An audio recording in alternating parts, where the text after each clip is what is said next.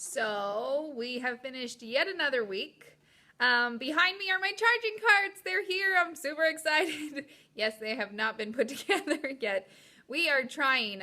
One of our teachers volunteered to take one of them. Today we're working on maybe trying to get some shop kids to put them together.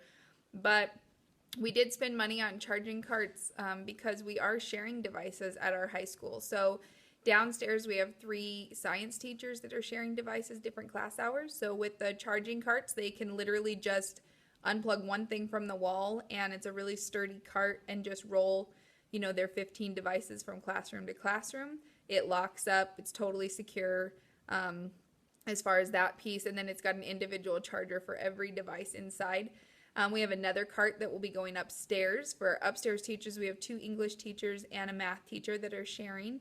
And our math teacher just uses those 2 hours a day, and each one of the English teachers decided that year one they just wanted to blend one of their English classes.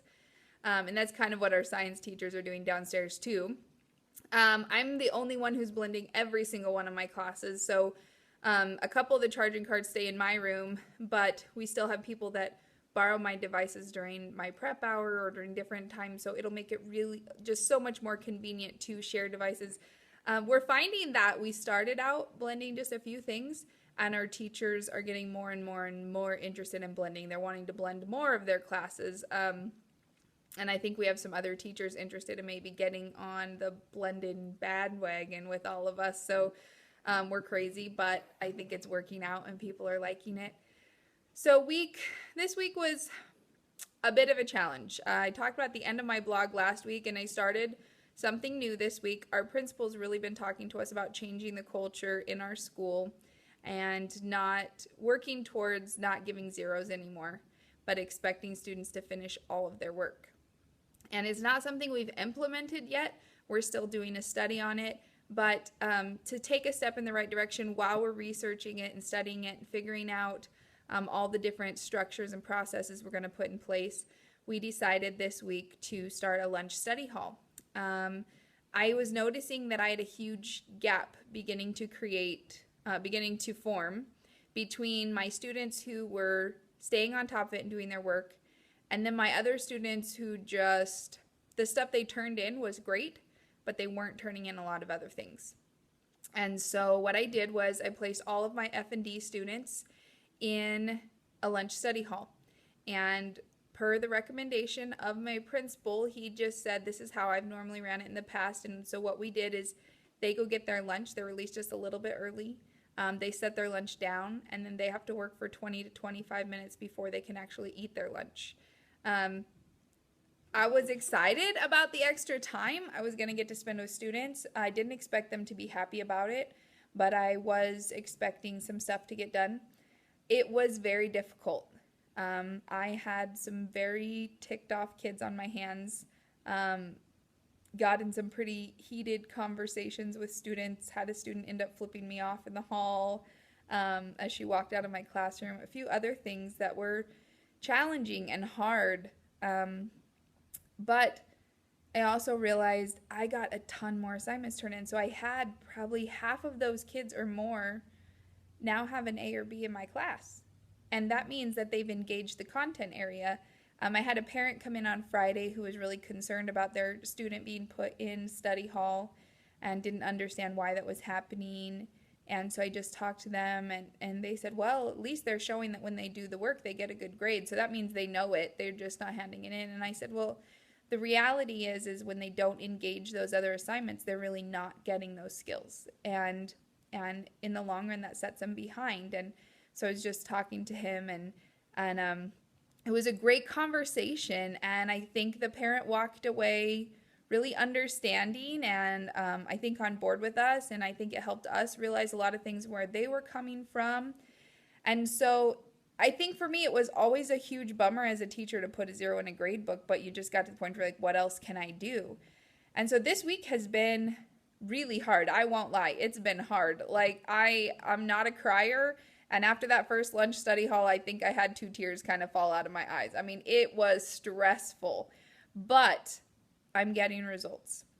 And I think I realized that if I'm going to be a blended teacher, especially in a school where everybody's not blending, and I'm the only one blending everything, if I'm going to sell out to being a blended teacher, I'm going to have to know that that's going to take a little more effort from me, just as far as I just have to be more accessible.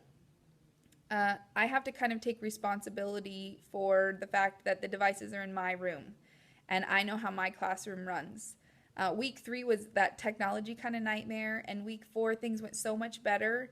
And then here in week 5, I'm just realizing that I just am going to really have to put my time in the first year. I've made parent calls, I've had tons of parent meetings.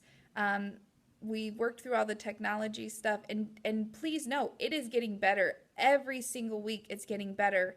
But I'm realizing that culturally, if I'm going to be a blended teacher, I kind of have to take responsibility for that in my classroom, and I have to be a little bit more accessible before school, at lunch, maybe after school, until everybody's really on board, getting it. They know this is what I'm expecting. They know this is what we're doing. It's not going to go away. It's not going to change.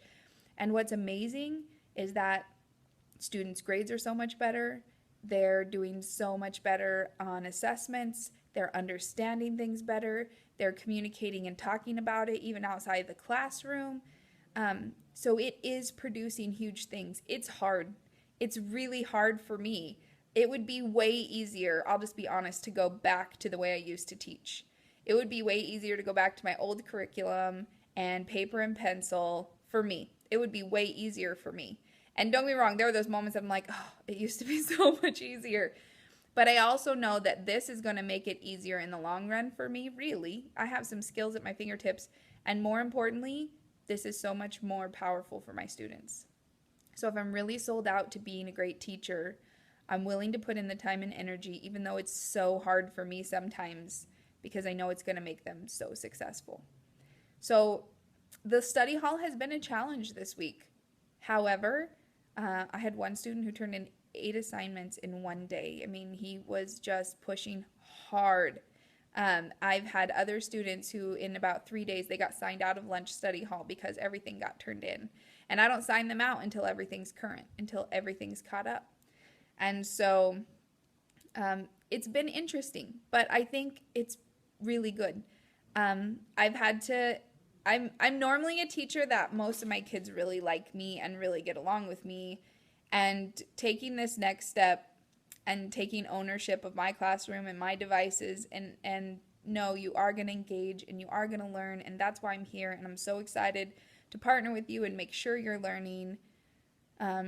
Sometimes I'm not always the like teacher anymore, and it's not fun, but it is successful and it is working, and my students are learning, and it's okay. I think sometimes it doesn't always feel great to not always be the liked teacher or on everybody's favorite list, but my students are leaving my room with the content area covered and with the skills. And so I'm just accepting that it's an okay trade-off. You know, I'm still respectful to my students. I still want to build a great relationship with them, but sometimes I have to push them a little bit and say, you're going to learn. That's what we're here for, and I believe in you, and I know you can. So anyway, I know lots of cultural things this week that we're kind of talking about. As we really got into the week, Tuesday I did a review, again, Educreations video. It was awesome. The kids were silent. I'm not even kidding you. I didn't have to stop the video one time to get them to focus and listen. I have 2 classes that are huge, and when I'm like trying to, work through examples on the board, it is just crazy trying to get them to be quiet sometimes.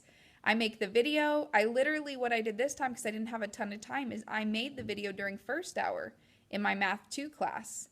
And I just recorded it live while we were working through it, and then I played it in my other 2 classes. It was amazing. They were silent. They were writing notes like crazy. I embedded it right into Brain Honey. Several of them went home and watched it again to study for the test. It was awesome. In my Math 3 class, Mathematic Vision Projects does not quite have their assessments and different things out yet. It was supposed to be out the middle of September, and I think they're a little behind schedule. And so I went ahead and created my own assessment based on the textbook. They have the textbook out, And they're just so awesome. They wanted to, keep it, pilot it a little bit, and then refine it, make it perfect, and then put it out there.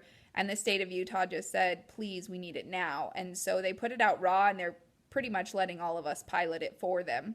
And so we know that it's a work in progress as far as getting assessments made and getting an answer key made. And it's the last one they're, getting ready to release all of those resources for.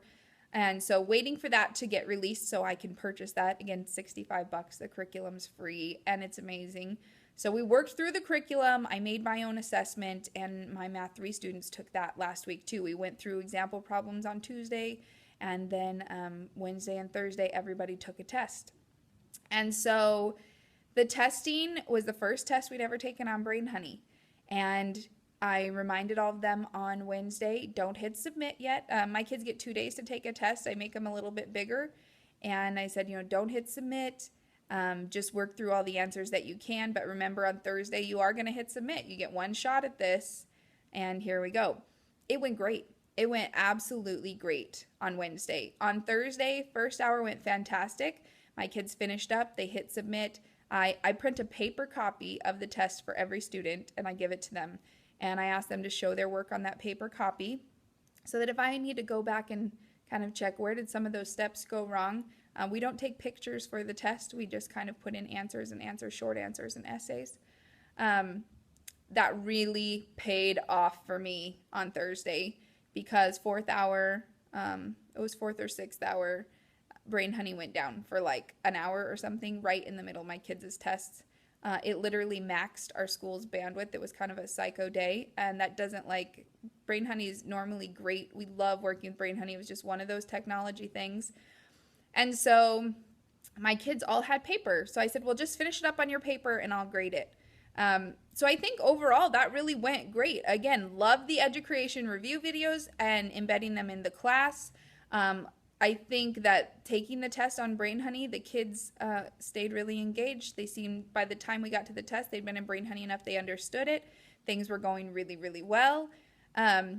So I was very happy with how the first test kind of went. Still finishing up some of those grades because I got sick over the weekend. So I got sick on Friday, and I had a sub come in on Friday. So I'm planning a research project for week 6. And so what I did was I showed an episode, I think it's called Pandora's Box, from season 3 of Numbers. Awesome TV show. If you're a math person, obviously, I think you would have to love it. Charlie Epps, he's the college mathematics professor that helps the FBI. And so I showed an episode in my class that, they kind of talk about some parabolas, and we're going to go into a parabola research project next week. So I think that would tie in well, and it didn't expect my sub to try to deal with iPads and everything else. So overall, I think week 5, I learned a lot. It taught me a lot. I think I had to up my commitment level. I had to say, it was easier the way I used to do it as far as emotionally, energy, to try to launch something new. It takes time and it takes energy, and you have to wrap your mind around the cultural shift that's going to happen in your school and in your classroom. And I'm blending some other things with blended learning. It's not just blended learning. We adopted a different type of curriculum that teaches math in a new way. Our principal is asking us to kind of get on board with changing the culture in our school of we are going to turn in assignments and we are here to learn, and we still want to build a relationship with you, and we respect you, and we love spending time with you, but we are here to learn. And so it was a challenging week, but I came away from that week going, it's worth the challenge. It's worth the effort. It's worth the energy. So next week, I start my first research project on Brain Honey. Hopefully, I finish getting my cards put together. I am doing my research project right in Brain Honey. So I'll let you know how that goes next week. I'm still so excited about blended learning. I'm so excited about what I'm seeing from my students. And I know that pushing through these other things is going to be well worth it. And really, it's training my kids for something more important. It's training them even for more things than just mathematics. It's training them for life. And that's worth my time, and it's worth my effort, and it's worth some stress, and it's worth some pain. And that's why I teach, and that's why I do what I do, because I want to help raise up the next generation, because I want to be a part of building students to become successful adults. So week 5, super reflective week, very deep week, hard week, but it was a great week. So I'll be posting another blog soon, and I will talk to you guys next week.